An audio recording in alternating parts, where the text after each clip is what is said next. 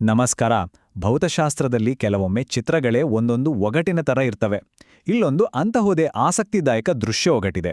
ಒಂದು ಕಡೆಯಿಂದ ಬಿಳಿ ಬೆಳಕಿನ ಕಿರಣ, ಮಧ್ಯದಲ್ಲಿ ಒಂದು ಕೆಂಪು ಫಿಲ್ಟರ್, ಆಮೇಲೆ ಒಂದು ಗಾಜಿನ ಪಟ್ಟಕ. ಈ ಮೂರರ ಮೂಲಕ ಬೆಳಕು ಸಾಗಿದಾಗ ಅದರ ಕತೆ ಏನಾಗ್ಬೋದು?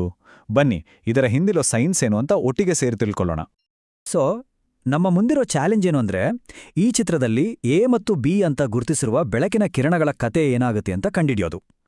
ಈ ವಿಶ್ಲೇಷಣೆ ಮುಗಿಯೋ ಹೊತ್ತಿಗೆ ಈ ಬೆಳಕಿನ ಪ್ರಯಾಣದ ಪ್ರತಿಯೊಂದು ಹಂತನೂ ಯಾಕೆ ಮತ್ತು ಹೇಗೆ ನಡೀತು ಅನ್ನೋದು ಸ್ಪಷ್ಟವಾಗಿ ಅರ್ಥ ಆಗುತ್ತೆ. ಸರಿ, ಹಾಗಾದ್ರೆ ಶುರು ಮಾಡೋಣ.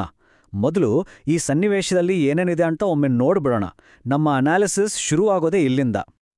ನೋಡಿ, ಇಲ್ಲಿ ಒಂದು ಬಿಳಿ ಬೆಳಕಿನ ಮೂಲ ಇದೆ. ಆ ಬೆಳಕಿನ ಕಿರಣ ಮೊದಲು ಒಂದು ಕೆಂಪು ಕಲರ್ ಫಿಲ್ಟರ್ ಮೇಲೆ ಬೀಳುತ್ತೆ. ಆಮೇಲೆ ಅಲ್ಲಿಂದ ಒಂದು ಗಾಜಿನ ಪಟ್ಟಕ ಅಂದ್ರೆ ಪ್ರಿಸಮ್ ಮೂಲಕ ಹಾದೋಗುತ್ತೆ. ಇಷ್ಟೇ, ತುಂಬಾನೇ ಸಿಂಪಲ್ ಸೆಟಪ್. ಈ ಪಜಲ್ ಸಾಲ್ವ್ ಮಾಡೋಕ್ಕೆ ನಮಗೆ ಬೆಳಕು ಹೇಗೆ ವರ್ತಿಸುತ್ತೆ ಅನ್ನೋ ಒಂದೆರಡು ಬೇಸಿಕ್ ರೂಲ್ಸ್ ಗೊತ್ತಿರಬೇಕು. ಇವು ಗೊತ್ತಿದ್ರೆ ಸಾಕು, ಉತ್ತರ ತಾನಾಗೆ ಸಿಕ್ಬಿಡುತ್ತೆ.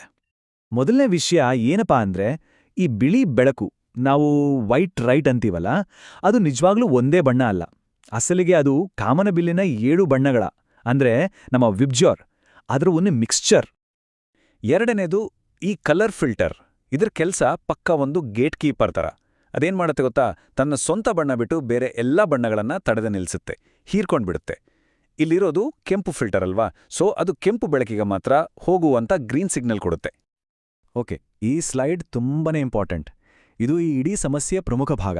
ಗಮನಿಸಿ, ಬಿಳಿ ಬೆಳಕನ್ನ ಅಂದ್ರೆ ಹಲವು ಬಣ್ಣಗಳ ಮಿಶ್ರಣವನ್ನ ಒಂದು ಪಟ್ಟಕದ ಮೂಲಕ ಹಾಯಿಸಿದಾಗ ಅದು ತನ್ನ ಮೂಲ ಬಣ್ಣಗಳಾಗಿ ಸ್ಪ್ಲಿಟ್ ಆಗತ್ತೆ. ಅದನ್ನೇ ನಾವು ವರ್ಣಪಟಲ ಅಂತ ಕರೆಯೋದು.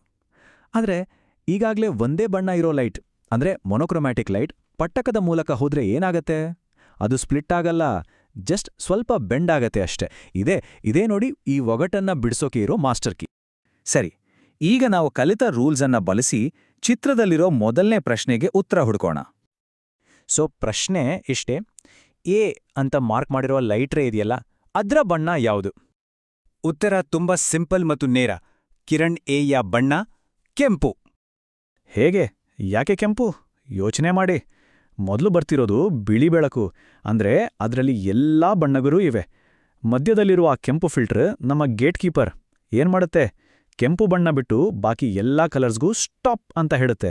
ಹಾಗಾಗಿ ಫಿಲ್ಟರ್ನಿಂದ ಆಚೆ ಬರುವ ಕಿರಣ ಎ ಸಹಜವಾಗಿಯೇ ಶುದ್ಧ ಕೆಂಪು ಬಣ್ಣದಲ್ಲಿರುತ್ತೆ. ಓಕೆ, ಕಿರಣ್ ಎ ಯಾಕೆ ಕೆಂಪು ಅಂತ ಗೊತ್ತಾಯ್ತು. ಈಗ ಮುಂದಿನ ಹಂತ. ಆ ಕೆಂಪು ಕಿರಣ ಪಟ್ಟಕದೊಳಗು ಹೋಗಿ ಆಚೆ ಬಂದಾಗ ಏನಾಗುತ್ತೆ? ನಮ್ಮ ಎರಡನೇ ಪ್ರಶ್ನೆ ಕೇಳಿರೋದು ಇದನ್ನೇ. ಬಿ ಅಂತ ಸೂಚನೆ ಕೊಟ್ಟಿರೋ ಆ ಬೆಳಕಿನ ಕಿರಣದ ಬಣ್ಣ ಏನಾಗಿರ್ಬೋದು? ಗೆಸ್ ಮಾಡಿ ನೋಡೋಣ. ಮತ್ತೊಮ್ಮೆ ಉತ್ತರ ತುಂಬಾ ಸಿಂಪಲ್. ಬಿ ಕಿರಣದ ಬಣ್ಣ ಕೂಡ ಕೆಂಪೇ ಆಗಿರುತ್ತೆ. ಅರೆ, ಯಾಕೆ ಚೇಂಜ್ ಆಗಲ್ಲ? ಇಲ್ಲಿ ನಾವು ಆಗ್ಲೇ ಮಾತಾಡಿದ ಪ್ರಮುಖ ನಿಯಮ ನೆನ್ಪಿಗೆ ಬರಬೇಕು. ಪಟ್ಟಕ ಅಂದ್ರೆ ಪ್ರಿಸಮ್ ಬಣ್ಣಗಳನ್ನ ಸೃಷ್ಟಿ ಮಾಡಲ್ಲ, ಬರೀ ಬೇರ್ಪಡಿಸುತ್ತೆ ಅಷ್ಟೇ. ಕಿರಣ ಎ ಈಗಾಗಲೇ ಒಂದೇ ಬಣ್ಣದ್ದು, ಅಂದ್ರೆ ಶುದ್ಧ ಕೆಂಪು. ಅದರಲ್ಲಿ ಬೇರೆ ಬಣ್ಣಗಳೇ ಇಲ್ಲ. ಇನ್ನು ಅದನ್ನ ಸ್ಪ್ಲಿಟ್ ಮಾಡೋಕ್ಕೆ ಹೇಗೆ ಸಾಧ್ಯ ಅಲ್ವಾ? ಅದಕ್ಕೆ ಪಟ್ಟಕ ಅದನ್ನ ವಿಭಜಿಸೋ ಬದಲು ಜಸ್ಟ್ ಸ್ವಲ್ಪ ಬಾಗ್ಸುತ್ತೆ ಅಷ್ಟೇ. ಹಾಗಾಗಿ ಆಚೆ ಬರುವ ಕಿರಣ ಬಿ ಕೂಡ ಕೆಂಪಾಗೇ ಇರುತ್ತೆ. ಸರಿ, ಈಗ ಎಲ್ಲವನ್ನೂ ಒಟ್ಟಿಗೆ ಸೇರಿಸಿ ಈ ಇಡೀ ಪ್ರಕ್ರಿಯೆ ಹೇಗ್ ನಡೀತು ಅಂತ ಸ್ಟೆಪ್ ಬೈ ಸ್ಟೆಪ್ ನೋಡೋಣ. ಆಗ ನಮ್ಮ ಉತ್ತರಕ್ಕೆ ಒಂದು ಪಕ್ಕಾ ಸಮರ್ಥನೆ ಸಿಗುತ್ತೆ. ನೋಡಿ, ಬೆಳಕಿನ ಕಿರಣದ ಜರ್ನಿ ಹೀಗಿತ್ತು. ಮೊದಲನೇ ಹಂತದಲ್ಲಿ ಎಲ್ಲಾ ಬಣ್ಣಗಳಿರೋ ಬಿಳಿ ಬೆಳಕು ಫಿಲ್ಟರ್ ಕಡೆಗೆ ಬಂತು. ಎರಡನೇ ಹಂತದಲ್ಲಿ ಕೆಂಪು ಫಿಲ್ಟರ್ ಕೆಂಪು ಬಣ್ಣಕ್ಕೆ ಮಾತ್ರ ದಾರಿ ಬಿಟ್ಟು ಉಳಿದವನ್ನೆಲ್ಲ ಬ್ಲಾಕ್ ಮಾಡ್ತು. ಮೂರನೇ ಹಂತ, ಶುದ್ಧ ಕೆಂಪು ಕಿರಣ ಎ ಪಟ್ಟಕದೊಳಗೆ ಎಂಟ್ರಿ ಕೊಡ್ತು. ನಾಲ್ಕನೇ ಹಂತದಲ್ಲಿ ಪಟ್ಟಕಕ್ಕೆ ಈ ಸಿಂಗಲ್ ಕಲರ್ ಲೈಟನ್ನ ಸ್ಪ್ಲಿಟ್ ಮಾಡೋಕ್ಕಾಗದೆ ಅದನ್ನ ಸುಮ್ಮನೆ ಬೆಂಡ್ ಮಾಡ್ತು. ಇನ್ನು ಕೊನೆಯ 5ನೇ ಹಂತದಲ್ಲಿ ಆಚೆ ಬಂದ ಕಿರಣ ಬಿ ಕೂಡ ಕೆಂಪು ಬಣ್ಣದಲ್ಲೇ ಇತ್ತು.